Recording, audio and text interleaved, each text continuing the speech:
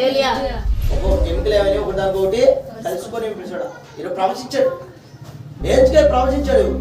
ఏవో మాట పిలిచాడు, ఏవో సెలవిచ్చిన ప్రకారం ఎముకలన్నీ కలిసిపోయినాయి, ఎండిపోయినాయి. అప్పటికే ఎముకలన్నీ ఎండిపోయినాయి. ఎప్పుడైతే ఏవో ప్రకారంగా సెలవిచ్చాడో ఎండిపోయిన ఎముకలరా మీలో జీవాత్మ చెప్పంగా అనిపించాడు, మీలో చర్మం వస్తుందని చెప్పంగానే, మీలో మాంసం వస్తుందని చెప్పదు చెప్పంగా అనిపించాడా ఒక్కొక్కటి ఎముకలన్నీ అతికిపోయినాయి. ఎముకలు ఒకదానితో ఒకటి కలిసిపోయాడు. నేను చూస్తుండగా నరములను మాంసమును వాటి మీదకి వచ్చాను. హల్లెలూయా. ప్రవచించమన్నాడంతే ప్రభు. ఏమని ప్రవచించు, నువ్వు చెప్పు, వాటితో ఆ ఎముకతో మాట్లాడు అన్నాడు. నువ్వు ప్రవచించు. ఈరోజు ప్రవచించిన మరుక్షణం ఎప్పుడు ఎముకలు ఒకదానికి ఒకటి కలుస్తున్నాయి. ఈరోజు తను చూస్తున్నా కనిపిస్తుడా నరాలు వస్తున్నాయి, చూస్తున్నా కనిపిస్తుడా చర్మం కూడా మాంసం కూడా ఈరోజు ఒకదానికి ఒకటి కలిసిపోయాడు. నేను చూస్తున్నా నరములు మాంసంలో వాటి మీద వచ్చాను, వాటిపైన చర్మం కప్పాను, అయితే వాటిలో జీవాత్మ ఎంత మాత్రం లేకపోయినా. మొదట ప్రవచించినప్పుడు చూడా ఈరోజు మాంసము చర్మము ఈరోజు ఎముకలు కలిసిపోయిన అంతా అయిపోయిన దాంట్లో జీవాత్మ మాత్రం లేదు. అప్పుడు ఆయన అద్భుతుడా జీవాత్మ వచ్చినట్టు ప్రవచించాను. ప్రభు జీవాత్మ నలుదిక్కు నుండి వచ్చేతలేని మీరు బ్రతుకున్నట్లు వారి మీద విప్పుని విడుము ఆయన ఆజ్ఞాపించిన ప్రవచించిన జీవాత్మ వచ్చిన వారు సజీవులే లేచి లెక్కింప సఖ్యముగానే మహాసైన్యములైరి. జీవాత్మ లేదు. మళ్ళీ అన్నాడు, ఇగో ఏడ్చుకెళ్ళు మళ్ళీ ప్రవచించు.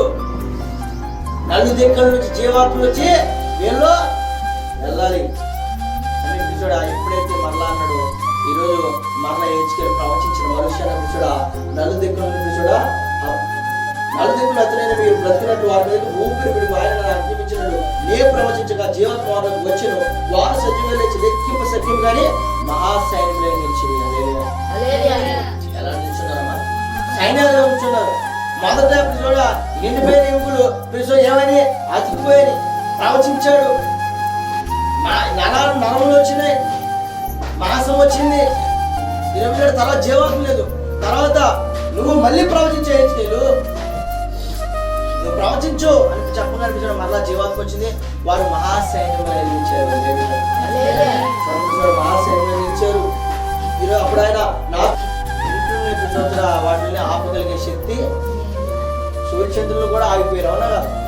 ప్రభు చెప్తే అవి ఆగారు లేదా? యెహోషువ ఏం చేశాడు? కొంతసేపు ఈ సూర్యుని చంద్రుడిని కొంతసేపు ఆపమన్నాడు, ఆగినే లేదా? కాబట్టి చూడ నక్షత్రాలు అవ్వచ్చు, ఇక్కడ ఈ లోకంలో ప్రతి సర్వస్వం చూసాడు ఆ ప్రభు చేతిలో. కీర్తన 23వ అధ్యాయం 5వ వచనం.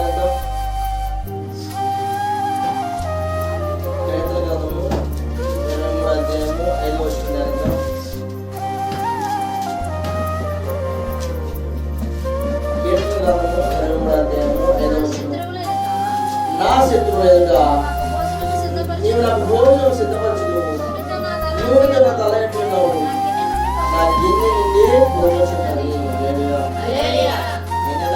శత్రువుల ఎదుట నీవు నాకు భోజనం సిద్ధం. ఎక్కడ సిద్ధపడుతున్నా? శత్రువుల దగ్గర భోజనం. ఈరోజు నువ్వుతో నా తల నా గిన్నె నుండి ప్రభు ఏదంటే శత్రువుని మిత్రులుగా చేస్తారంట.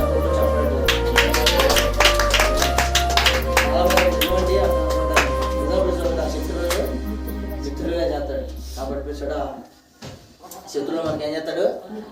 మిత్రులుగా చేస్తాడు. కాబట్టి ప్రభు చేయగలడు. ప్రభు ఏం చేయగలమా? చేయగలడు. మొదటిది ఏం చేయగలడు ఆయన?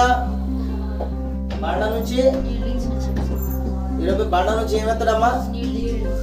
అందరూ చెప్పాలి. బండ నుంచి నీళ్లు, జలాలు, ప్రవాహాలు అన్నీ వస్తాయి. రెండోది శ్రమలలో సహాయకుడిగా ఉంటాడు. మూడోది కూడా కృప విస్తరం చేయాలని ఏం చేయాలి? లేట్గా రావాలి, ఏది ముట్టుకోకూడదు, మనకు సంబంధం లేదు.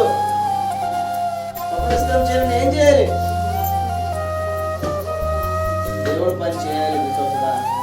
మన జీవితంలో కృప విస్తరం చేయాలంటే దేవుడు పని చేయాలి. మందిరానికి వెళ్ళి